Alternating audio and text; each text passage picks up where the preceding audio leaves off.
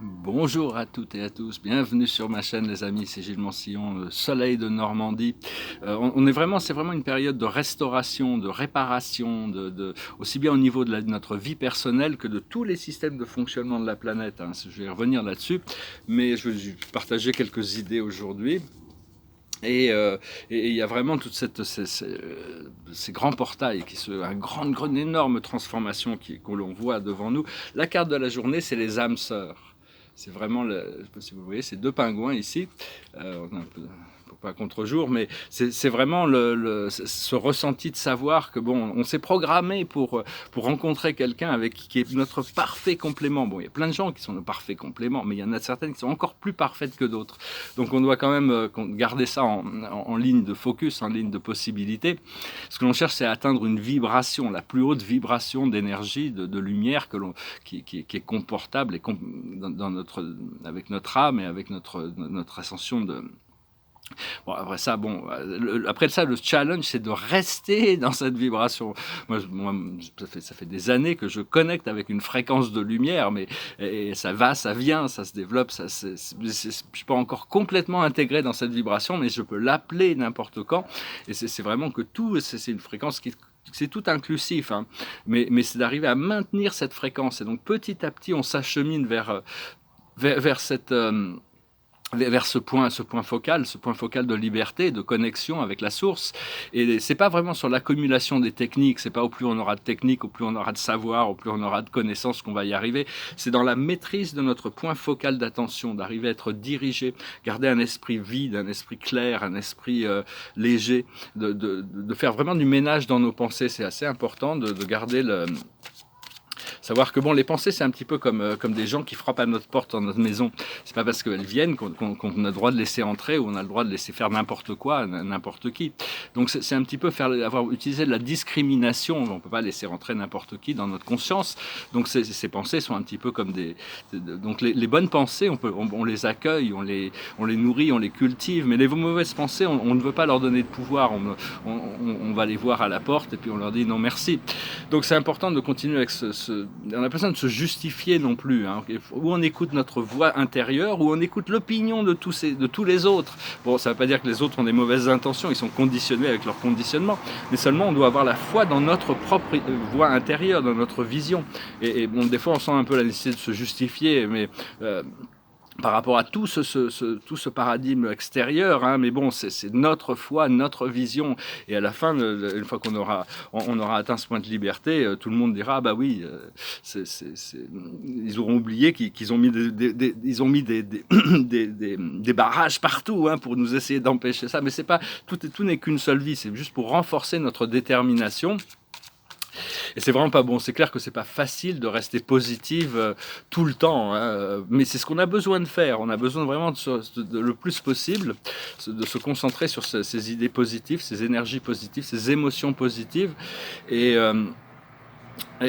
là où on se concentre, ça devient réel, hein. Donc, faut vraiment avoir la foi, arrêter vraiment de choisir d'avoir la foi dans le monde invisible, détourner notre attention du monde des formes pour se tourner de plus en plus vers ce monde invisible qui est vraiment la voie de la sagesse, et donc au-delà des sens, mais c'est pas sensoriel, donc les autres ne peuvent pas comprendre puisque c'est invisible. Donc c'est chacun de nous qui développons cette connexion. Une fois qu'on sera unifié, on pourra voir les principes d'unification dans tous les êtres qui nous entourent aussi.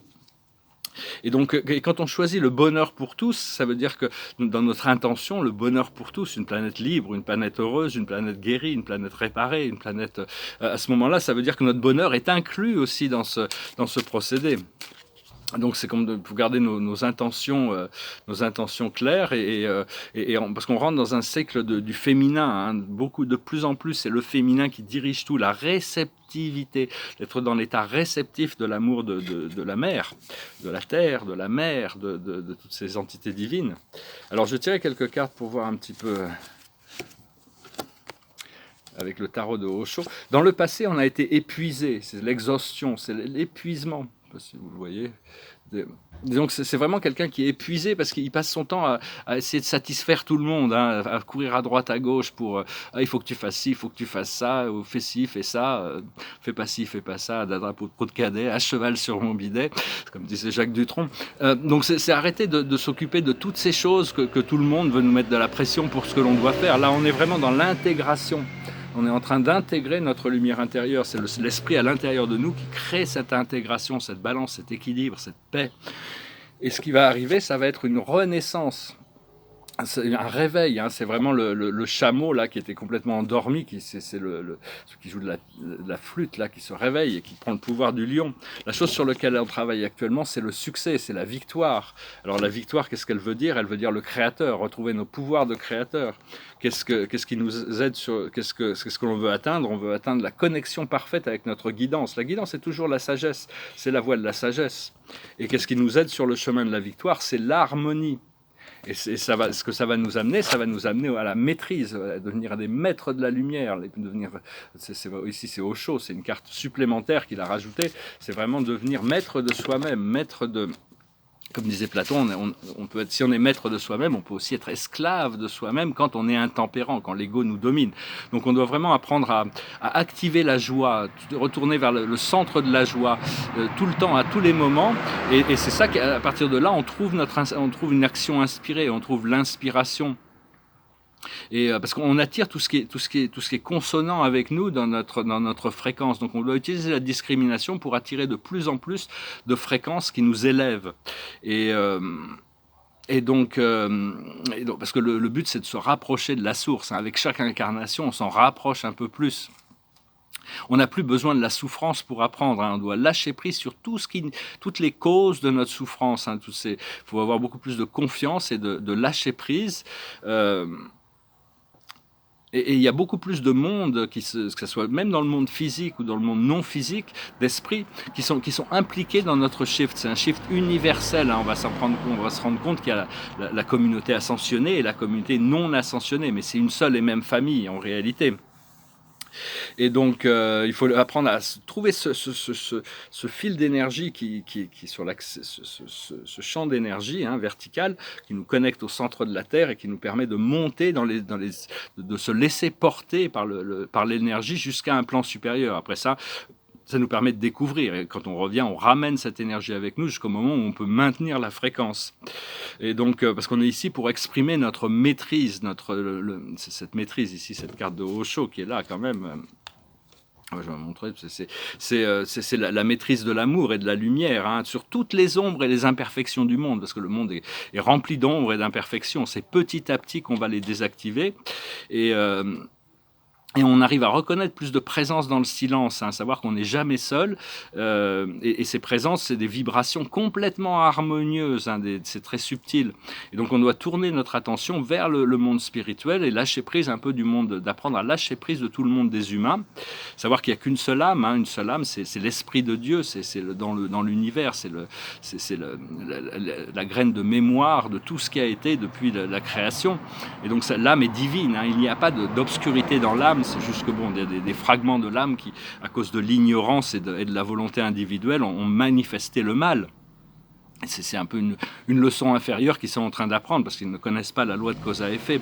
Et donc, enfin, la Compagnie du Ciel leur a donné un dernier avertissement, hein, d'abandonner et de se retirer. Hein. Maintenant, après ça, sinon ils vont devoir être consumés par la lumière. Et donc, on doit chercher aussi à toujours tourner notre énergie vers l'amour de la mère et d'exercer la volonté du Père, hein.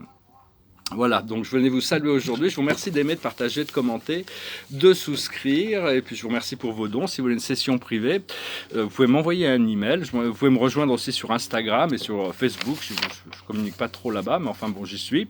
Et je vais chanter une chanson qui s'appelle Shout. C'est une chanson de pop music des années 80, mais je vais la chanter en anglais. Il y avait cette autre chanson qui me passait par la tête hier après-midi.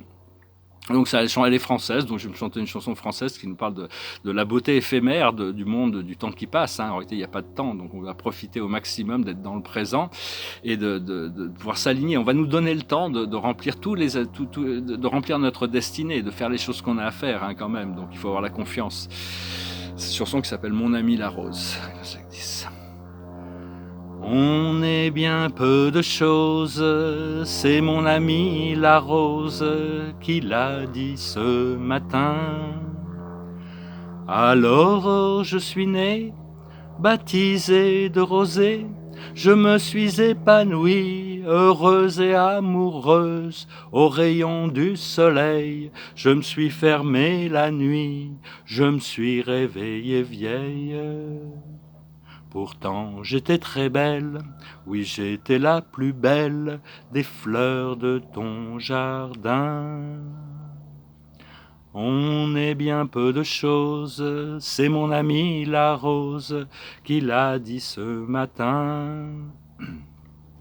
Vois le Dieu qui m'a faite, me fait courber la tête, et je sens que je tombe, et je sens que je tombe, mon cœur est presque nu, j'ai le pied dans la tombe, déjà je ne suis plus.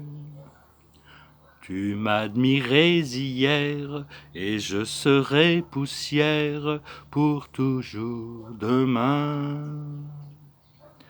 On est bien peu de choses, et mon amie la rose est morte ce matin.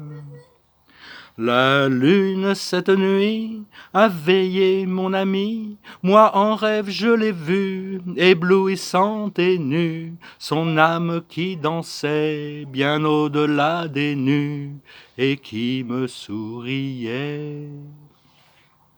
Crois celui qui peut croire, moi j'ai besoin d'espoir, sinon je ne suis rien. Ou bien si peu de choses, c'est mon ami la rose qui l'a dit hier matin.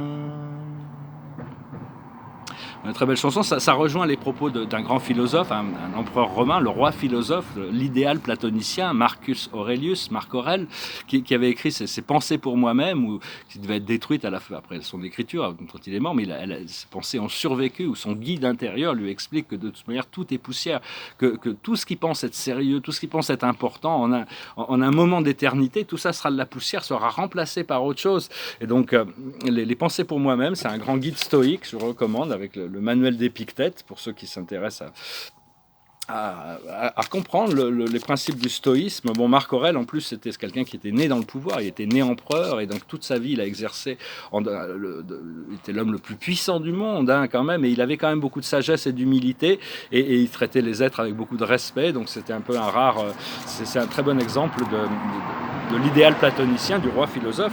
Et la carte de la journée, c'est le 4 de Raphaël.